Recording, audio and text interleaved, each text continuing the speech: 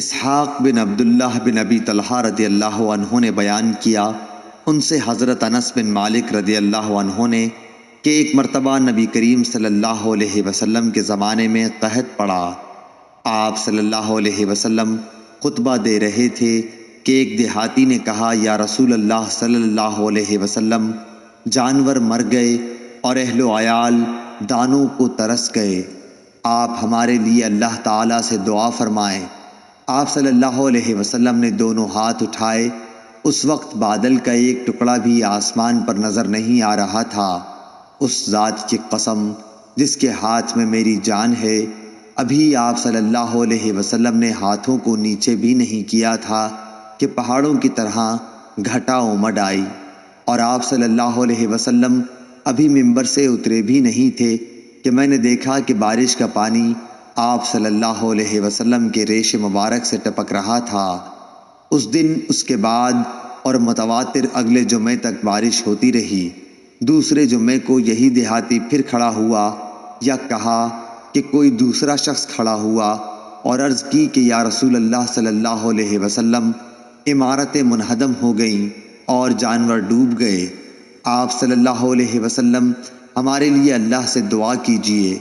آپ صلی اللہ علیہ وسلم نے دونوں ہاتھ اٹھائے اور دعا کی کہ اے اللہ، اب دوسری طرف بارش برسا اور ہم سے روک دے۔ آپ صلی اللہ علیہ وسلم ہاتھ سے بادل کے لیے جس طرف بھی اشارہ کرتے، ادھر مطلع صاف ہو جاتا۔ سارا مدینہ تالاب کی طرح بن گیا تھا، اور قنات کا نالہ مہینہ بھر بہتا رہا، اور ارد گرد سے آنے والے بھی اپنے یہاں بھرپور بارش کی خبر دیتے رہے۔ صحیح بخاری حدیث نمبر 933۔ لیث بن سعد نے عقیل سے بیان کیا، ان سے ابن شہاب نے، انہوں نے کہا کہ مجھے سعید بن مسیب نے خبر دی، اور انہیں ابو ہریرہ رضی اللہ عنہ نے خبر دی کہ رسول اللہ صلی اللہ علیہ وسلم نے فرمایا، جب امام جمعے کا خطبہ دے رہا ہو اور تو اپنے پاس بیٹھے آدمی سے کہے کہ چپ رہ، تو نے خود ایک لغو حرکت کی۔ صحیح بخاری حدیث نمبر 934۔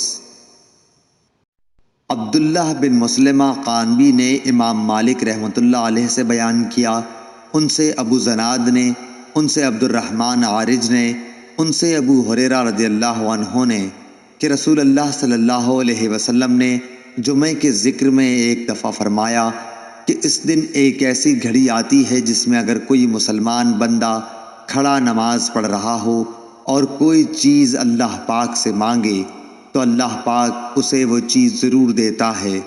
ہاتھ کے اشارے سے آپ نے بتلایا کہ وہ ساعت بہت تھوڑی سی ہے۔